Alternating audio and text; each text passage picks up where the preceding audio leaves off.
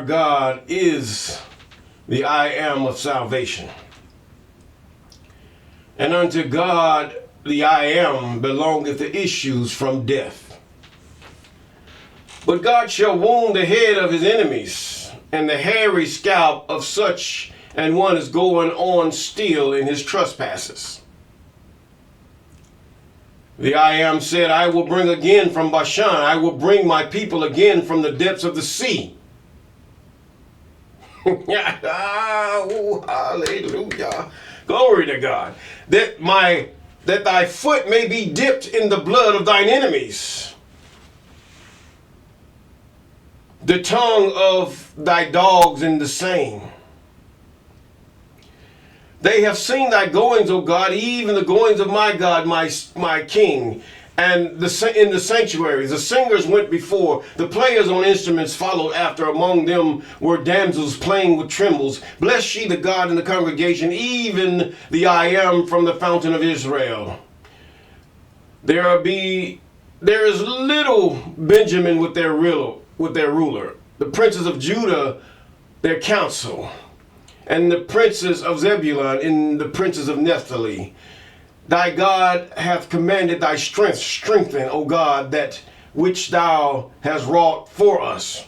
Because of the temple of Yasharal, or Jerusalem, shall kings bring presents unto thee. Rebuke the company of the spearmen and multitude of the bulls with the calves of the people, till every one submit himself with pieces of silver. Scatter thou the people in the delight in war. Princes shall come out of Egypt. Ethiopia shall soon stretch out her hands unto the I am. Sing unto the I am, ye kingdoms of the earth. Sing praises unto the I am, Selah. Sing unto him that rideth upon the heavens of heavens, which were of old, and he doth send out his voice, and that a mighty voice. Ascribe ye strength unto God, his excellency is over Israel, and his strength is in the clouds. O Yahweh, thou art terrible out of thy holy places. The God of Israel is he that giveth strength and power unto his people.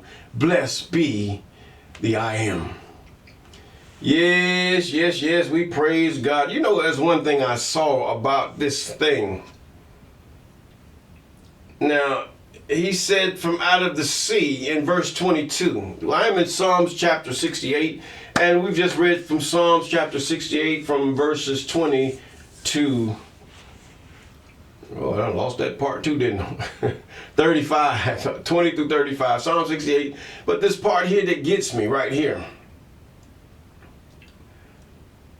You notice in Revelation says, and the sea gave up its dead and all this. And he says, the I am said, I will bring again Bashan, and I will bring my people again from the depths of the sea. My people, even the ships that they had went over into a land that they knew not, a language that they did not understand, and a people that were hideous. Yes. Look at that. And where did they get that from? I mean, many times when you really go over and over again over the Old Testament and begin to compare it with the New, you're going to find out. It seemed like it was like they pieced together a newspaper to create the story or the narrative that they have created. And over time, this thing has really culminated. And this could be nothing but by what? What quickens the minds of men? What has those things over the mind of men? But either way, deliver me from the hands of evil spirits who have swayed the thoughts of minds of men. And let them not lead me astray, O God. Establish me in my seed that we go not astray henceforth and forever. Jubilees chapter 12 and verse 20. Yes. All praises to the Most High. All praises. We thank God for him, for every praise that we could give from the time that he have deleted our enemies and causes us to prosper, even to just give us what we need. We give him praise. Thank the Most High for all things. Yes, even his glory. Yes, you're walking with Mr. Clay. I'm Mr. Clay. And we're in the book of 1 Kings. Now, forward, I was in First Kings, but I went ahead of myself a little bit. I went in my head. I went to chapter 13 and described it to chapter. I went chapter 13. It was chapter 12. Now, well, chapter 13 was chapter 12. Now we're going to take chapter 12 for chapter 13, but we're going to call it 13, and we're going to call it 12 to 13. That's what we're going to call it. 12-13. 12-13. That's what I'm going to call it. That way you'll understand it. I hope that you'll understand it. But if you go through the video, you will see this part. But either way, 1 Kings chapter 12. This is just going back and covering that chapter. And then from there, we're going to go to chapter 14. Yes. And Rehoboam went to Shechem. Shechem was Shechem is really, it's the men of Shechem was what they would call men of Belial. They had a lot of men of Belial. For all Israel will come to Shechem to make him king. Who? Rehoboam. And it came to pass when Jeroboam,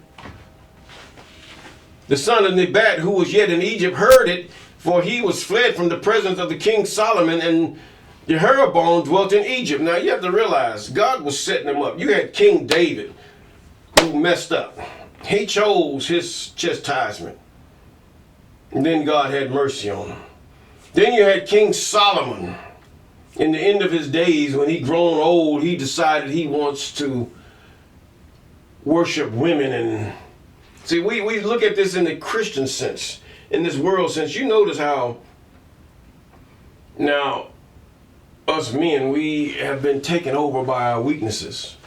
No, women are good, don't get me wrong. Don't get me wrong on that. But what I'm saying, to the point where it calls you to leave God, where it calls you to deviate from the things that God have commanded you. Good to have a wife. Good to have someone to be there, or wives, or how the situation might present itself. Good to have help. Yes, it is good to have help. Comfort in the time, and then there's family. All around your children and wives, and just having a good time, or a wife. Whichever you prefer, there's no sin in either.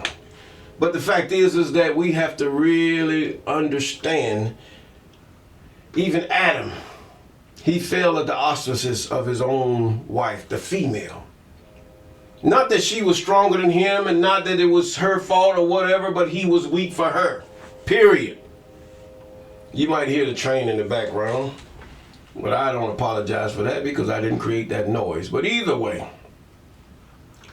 and it came to pass when Jeroboam the son of Nebat, who was yet in Egypt, heard of it, for he was fled from the presence of the king Solomon, and Jeroboam dwelt in Egypt. See, he ran. Egypt was just across the river from the whole, because at this time, Israel was from the river Euphrates unto the river, or the brook of Egypt, as in the book of Jubilees. Now, it's also in the 66 books also. Now, we got that part. Now we say that for he has fled the presence of the king Solomon, and Jeroboam dwelt in Egypt. Now verse 3, and they sent and called him, and Jeroboam and all the congregation of Israel came and spake unto Rehoboam, saying, thy father made our yokes grievous. Yeah, Solomon made it grievous. He bought stuff for these women. I mean, he made golden altars and everything. This man might have had dementia or something. I don't know. I hope it just was a mental problem. But the fact is, he catered to these wives and their demonic desires toward the first commandment. Thou shalt have no other gods before me.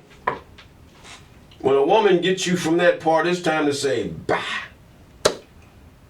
you're ghosted. And what I mean by that, you disappear, bye, go, see you. You're not all that. Don't come between me and my God, woman. That's it. Is there anything you're going to help me get stronger in my God, with the things of my God, but you're not going to come between us. It doesn't mean I go to church every day and neglect loving a woman, or loving my wife, or loving your wife. It doesn't mean that. Or a wife going to church every day and doing all this and catering to the pastor and everything that she does and neglecting her husband and her family and her children. No. It means even the more so paying attention to your family, especially that of your husband. Or if you are many women with one husband, yes, your husband and the children.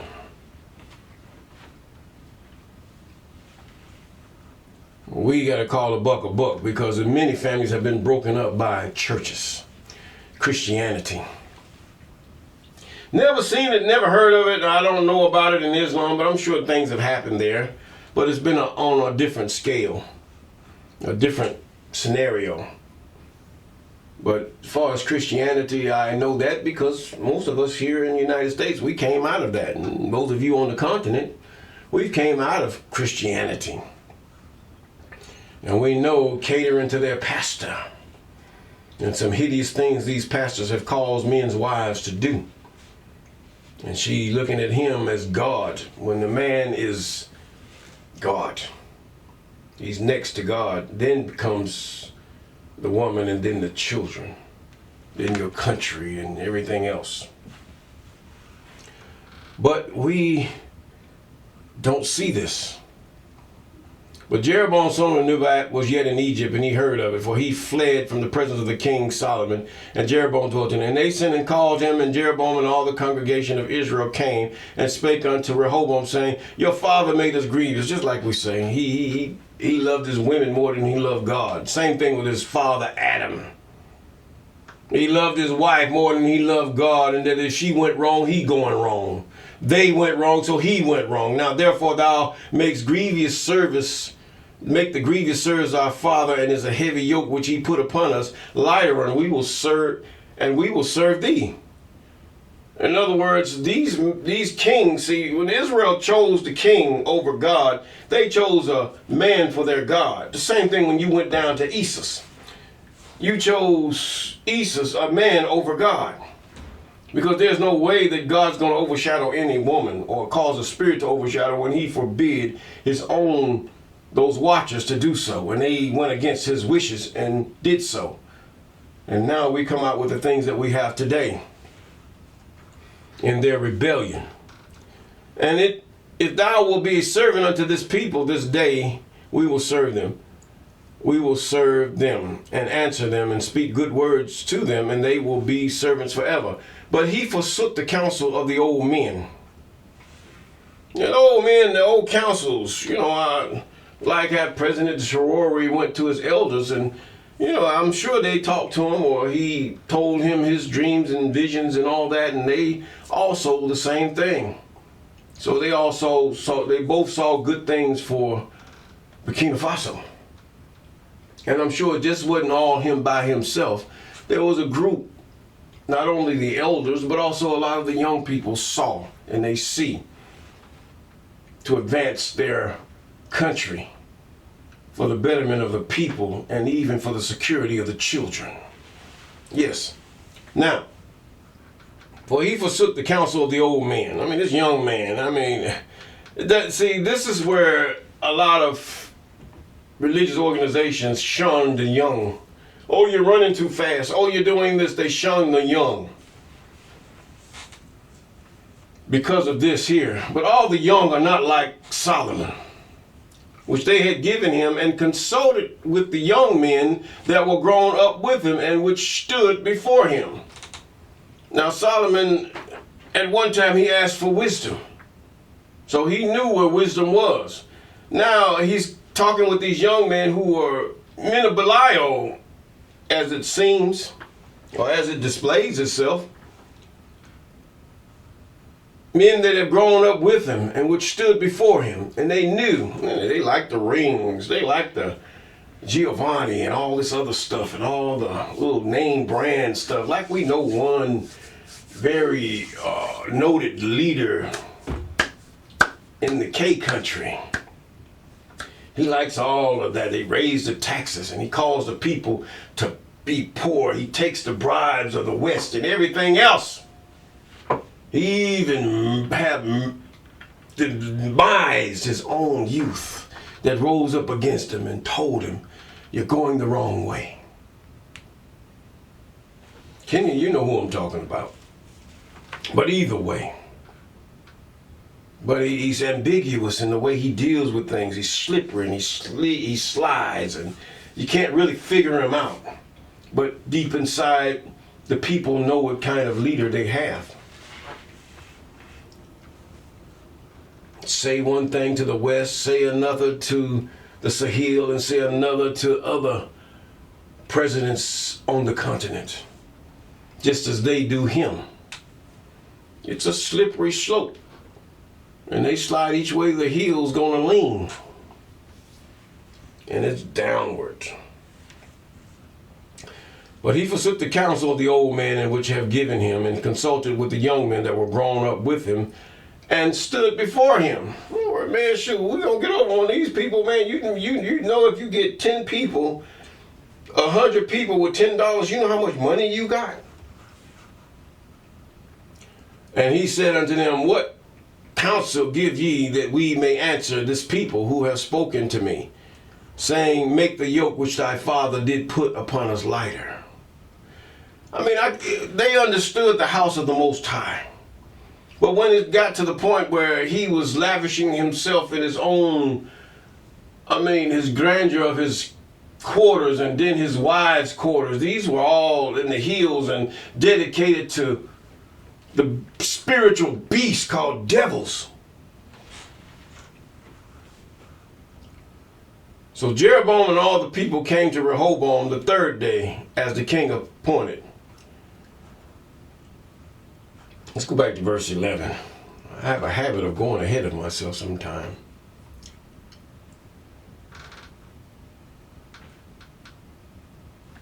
Okay, verse 10, I'm sorry. And the young men that were grown up with him spake unto him, saying, thus shalt thou speak unto this people that spake unto thee, saying, thy father made our yoke heavy, but make thou it lighter. Thus shall thou say to them, my little finger be thicker than thy father's loin. Rehoboam got a problem. And now whereas my father did lade you with heavy yoke, I will add to your yoke. My father hath chastised you with whips, but I will chastise you with scorpions. This is what you get. You chose a man, a king, over God. You chose a man to be God in the place of God. So now what he's going to do, Israel, you chose your pastor to be God over your God, and then you sit up there and now you obey, and he say, oh, you got to pay this tithe, that tithe there. No, he lying. How in the world you going to say you of this fictitious New Testament and then you're going to pay tithe? That stuff's supposed to have, you don't have nothing to do with the law. You're supposed to be out there shaking and bumping and everything else. You shouldn't even be talking about that stuff. The law is passed. Many of you, oh, we don't do the law, but you will do the tithe in the law. You'll do all the things you say of the law. Why are you obeying the law? You don't need, Christian, you don't need to be obeying the law. Stop obeying the law. The God of the law that gave the law to Moses don't want you no more. You've given yourself to that God you call Isis. He's the lily of the valley. He's the tiptoeing tulip with the effeminate men running around playing music and singing songs like a woman. Go to your Christianity thing. Come on. Don't come here singing like falsetto. But either way, that was all right when Earth, Wind and Fire was singing it, but then you talking about he lifted me. You don't know who that man talking about when he say he lifted me in a falsetto voice. My. But either way, he said, but I will chastise you with scorpion. Verse 12. So Jeroboam and all the people came to Rehoboam the third day. In other words, they said, away with this. We ain't got nothing to do with this because we're getting away from this king. I believe some of them regretted that when their fathers went to Samuel and said, we want a king. We want a king. And then the same thing that they saw, the smoke of the temple, how the smoke ascended out of the temple when Solomon got through with it. Their fathers that saw that thing, and some of them that have saw it. This was God. But yet you want to go to the beggarly elements of idolatry. God, I was showing you is they didn't put no smoke bombs in there because they didn't know nothing about gunpowder at that time.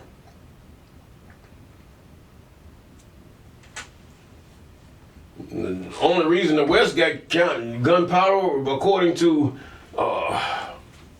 the book called The Discoverers by Daniel Borenstein, was because they had their spies they call Christian monks. Catholic monks went all throughout the land. They called themselves making proselyte, but basically they were spies. They spied out the land. They brought back artifacts of gold and silver and things of interest to the king and the pope. Read it for yourself. You'll see. This guy was a Jewish guy, but yet he told it like it was. Either way. So either way, now. And the king answered the people in verse 13 roughly, and forsook the old men's counsel that they gave him, and spake to them after the counsel of the young men, saying, My father made you a yoke heavy, and I will add to your yoke. My father also chastised you with a whip, and I will chastise you with scorpions. Wherefore the king harped not unto the people, for the cause was from the I am. In other words, he's Israel done away. He's going to scatter you. You're going to have kings, but he's going to discontinue the throne of David. Not a man shall sit on him. After the last king that is going to be, we're going to get to. So where did that leave your Easters? The throne of David is not in heaven. It's not among God. That was just a throne among men. So you're going to replace God with a man. See, they done confused you again. You got to look at God's word and hold him at his word, because when you start, when the word, even when you read these Bibles, when they start deviating from what was really originally said, then that is a contradiction. Not put there by God, but put there by men. It is a misnomer. It shouldn't have been there, because God's not in God's character. That's not what he portrayed. That's not what he even meant when he discontinued David's throne, because he made a stipulation. God does not have no, should I say,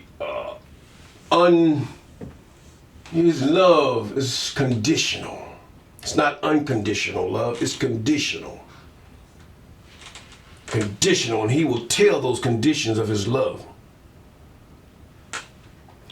But y'all slick with that New Testament, though. That thing is very good. I mean, that's very good. It's so good it's demonic at how good it is. It gives you just enough truth, just much truth, and then it pops lies in there. But God lets some of us see it and some of us don't. Some of us will kill over it because of our foolishness.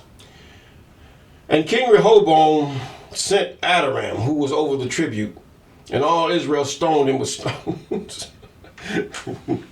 Say, your daddy took all our darn money. Well, that's what the United States need to do sometimes. With a certain entity of the government that is full of mess. Therefore, King Rehoboam made speed to get him up to his chariot to flee to Jerusalem. So Israel rebelled against the house of David unto this day. Israel was all the tribes, 10 tribes of Israel. And only 2 tribes remain together under the house of David. It was already rent. And it came to pass when all of Israel heard that Jeroboam was come again, they sent and called him unto the congregation and made him king over all Israel. And there was none that followed the house of David, but the tribe of Judah only. Well, Benjamin was there too, according to the narrative. And when Rehoboam was come to Jerusalem, he assembled all the house of Judah. And when the tribe of Benjamin and 180,000 men were such warriors to fight against the house of Israel, to bring the kingdom again of Rehoboam to the son of Solomon. No, we don't want to go back to Son of Solomon. This man had a gold ring on every finger, they probably said. Flamboyant. Whimsical man. Probably. You know how many of us rugged men will look at men that are very neat, clean, and they look at their nails and then they slick their lips and pick their nails and have everything. We look at them and, hey, it's not that they're not men. They're just a certain type of man. Yeah. But either way, we look at them and we call them all kinds of names. But either way, verse 22. But the word of the God came unto Shemaiah, the man of God, saying, Speak thou to Rehoboam the son of Solomon, king of Judah, and unto all the house of Judah and Benjamin, and to the remnant of the people, saying, Thus saith the I am, Ye shall not go up nor fight against your brethren, the children of Israel. Return every man to his house, for this thing is from me. David stealing a man who is practicing the things of God. God is getting back at him. David, who not only killed his faithful servant, but took his wife, commanded her to lay with him. But God let him go. He had great mercy upon David. Then his son comes. David marries a non-Israelite woman, Bathsheba. Supposedly, in my opinion, a Hittite woman. Strike two. Then here comes Solomon, a seed of David, with that DNA of that Hittite woman. He starts out good, but then eventually he gets old, and now he's worshiping and mixing the things of God with the things of devils to please his wives. That first commandment is so heavy. This is how they know many of us are going to be damned by our choice of who God is and aspiring other gods to him. I don't care how much you say Isis is or how much that story looks true. God says, see and know it, I am he and there is no other beside me. That's what he said. There's no Yahweh Shai, no who, Misha, Mahayashah, whatever. No. There's nothing there. There's only one God, period. Even you Muslim that believe on that thing, you're wrong. There's only one Allah. That's it. One God. And all else are imposters. They are the auspices and imaginations of men. But this thing is from God. This Isis thing is from God. He gives this to you to turn you backwards, that you never come to him again. Because you have just destroyed your obedience to the first commandment. This is why you're sickly. This is why you can't get things right. This is why you're always put under. He's chosen a people that were no people and caused them to put you under and treat you as a byword and as dogs and as a roach under their feet. This is what God calls you, but yet you still want to go with this Isis.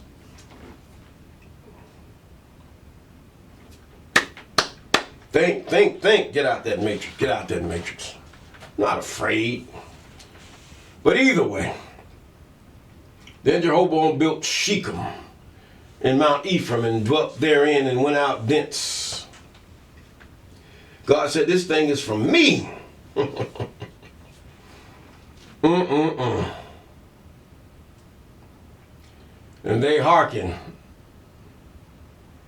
therefore, to the word of the I am, and return to depart according to the word of the I am. Verse 25, and Jeroboam built Shechem out of Mount Ephraim and dwelt therein and went out from thence and built in Penuel. And Jeroboam said in his heart, now shall the kingdom return to the house of David. And if this people go up and do sacrifice, this is still from the I am.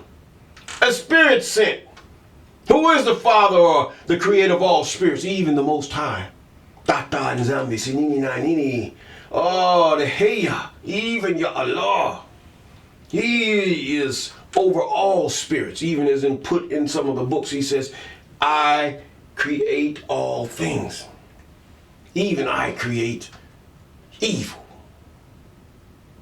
And you have to understand what evil is, not in the English sense of the word, but what is evil by the doings of God. What is evil by the words of the people. Understand,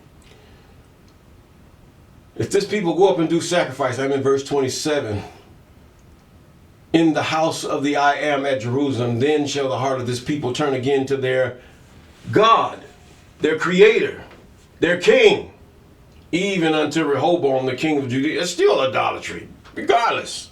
And they shall kill me and go again to Rehoboam, the king of Judah. God is trying to bring in Israel back to himself. He's trying to bring Israel back to himself. He don't want you having no king, no man for a king. Why would he even come in the book of Enoch saying, he cometh with 10,000 of his anointed? This is God himself. Whereupon the king took counsel and made 2 calves of gold and said unto them, one of them Aaron deals, huh? It's too much for you to go up to Jerusalem. Behold thy gods, O Israel, which brought thee up of the land of Egypt. But yet many only received the word of God by word of mouth. Although it was written, there were tablets and copies of it everywhere, but there wasn't one in each household like it is today.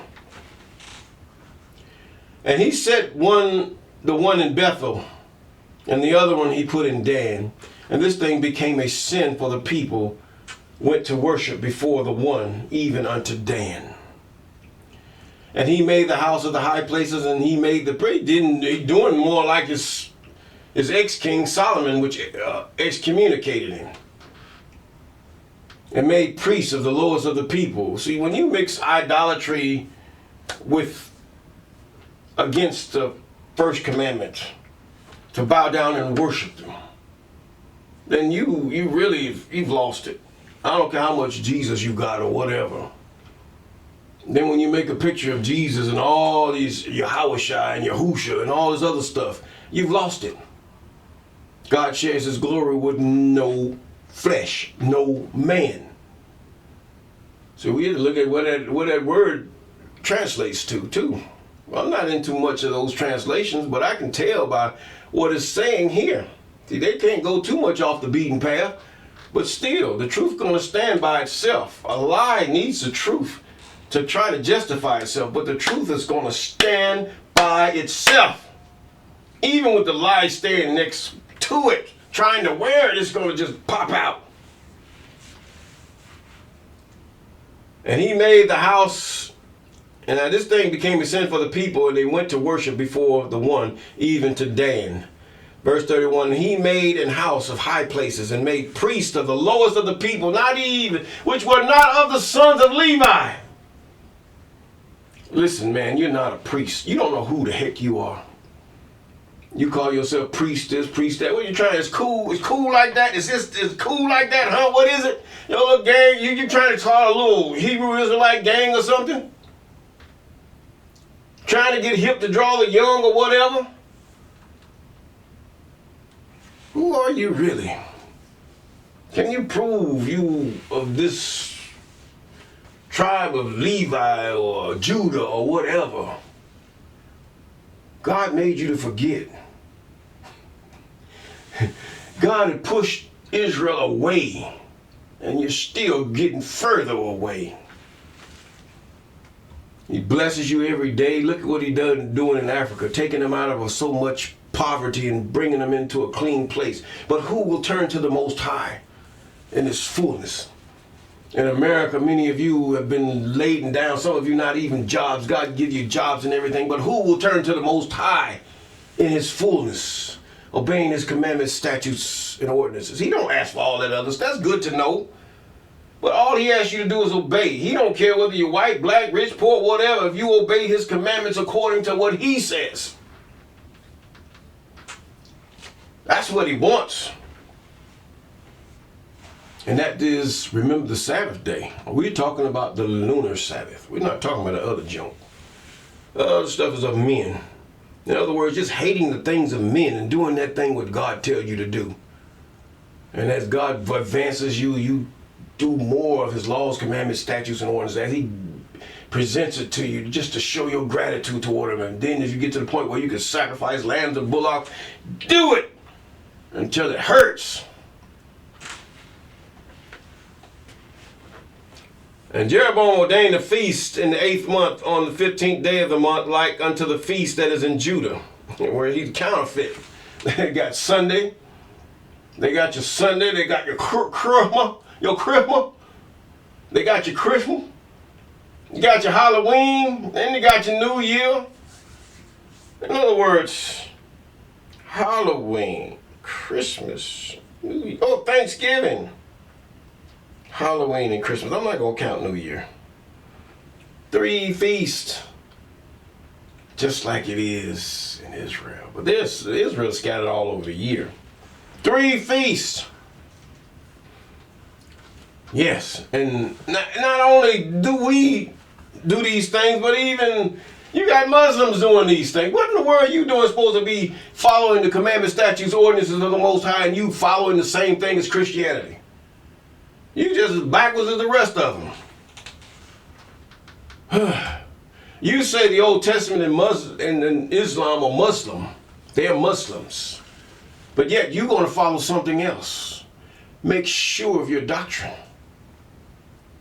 I mean, some of you are very devout. I admire the devoutness that you have.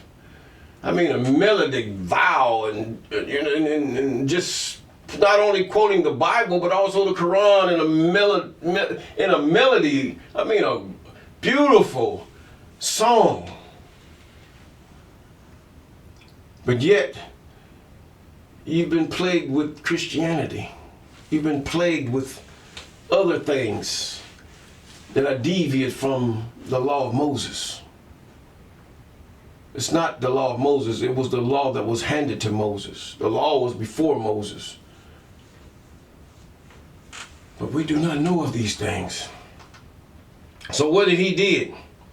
Jeroboam ordained a feast. He counterfeited. This is what is happening now. Counterfeiting God. Counterfeiting the Old Testament. Counterfeiting the statutes, ordinances, and commandments and laws of the Most High. Counterfeiting. This is what Jeroboam did.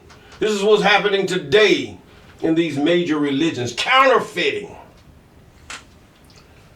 So he did in Bethel, sacrificing calves, and he placed in Bethel the priest of the high places, which he had made. So he offered upon the altar which he made in Bethel, 15th day of the 8th month, even the month which he had devised of his own heart, and ordained, Sunday and your Saturday. You, for the Christians, you Sunday is your rest day. For you other Hebrew Israelites, Saturday, the 7th day of your Greco-Roman calendar, come and rest. Still controlled by man and not ordained by God. Come on now. Then some of you got to the full moon. Now that's just plain old, them demons back there just laughing at you, really. That's what they're doing, cuz. They're just laughing at you, turning over on his stomach. I bet you probably believe the cow jumped over the moon too, didn't you? But either way, it doesn't matter. You're going to meet it anyway. Think. Deliver me from the hands of evil spirits who have swayed the thoughts of men's hearts, and let them not lead me astray from thee, my God. It's the prayer that you should pray. Yes. And this same prayer was the same prayer that Abraham won God's heart. Yes. Even in the month which he had devised of his own heart and ordained a feast unto the children of Israel, and he offered upon the altar and burnt incense.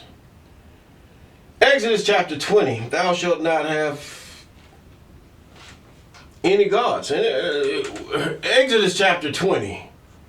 Let's go back to that. Exodus chapter 20. I think I better read that because I misquote anything. My memory ain't as good as it used to be. And God spake these words, says, I am the Lord thy God, which hath brought thee out of the land of Egypt and out of the house of bondage. Thou shalt have no other gods before me. Thou shalt not make unto thee any graven image or any likeness of anything that is in heaven above, or is in earth beneath, or that is in the water under the earth. Thou shalt not bow thyself down to them, nor serve them, is the stipulation right here. This is what he means. For I, the I am thy God, am a jealous God. Oh, God jelly. God jelly. Oh, he jelly, man. Well, he jelly, boys. Yeah, he jealous. Isn't a man jealous over his wife if she go talking to another man, if she's serving the pastor and bringing food and plates and stuff over to the pastor? Isn't he jealous? Shouldn't he be? Go knock the living daylights out of that pastor, man. Get away from my wife. Or that leader of that group. Woman, you have no business serving no other man but your husband. That's it. And man, you ought to have enough respect, even pastors and leaders of other people, to sit up there, woman, where's your husband? But no, you's a dog. You want to take another man's wife. Just like these devils want to take God's wife, even called the congregation, even Israel. And those who would give themselves unto the Most High. He says, thou shalt not bow thyself down unto them, nor serve them, for I, the I am a jealous God, visiting the iniquity of the fathers upon the children, unto the third and fourth generation of them that hate me. You hate God when you bow down to another idol. It's the same as adultery. When you serve another man, woman, you hate your husband. You ought to get rid of you and throw you in the farthest sea, put you in the furthest country, and just forget about you. You have no business serving no other man or no other entity or anyone over your husband. Not even your own children. They should come second. If he's doing, not even if he's doing it. Because when you bless God, you bless your husband. And God's going to bless your husband to provide for that family. He sure will. And with that, if we obey these things, we will have peace.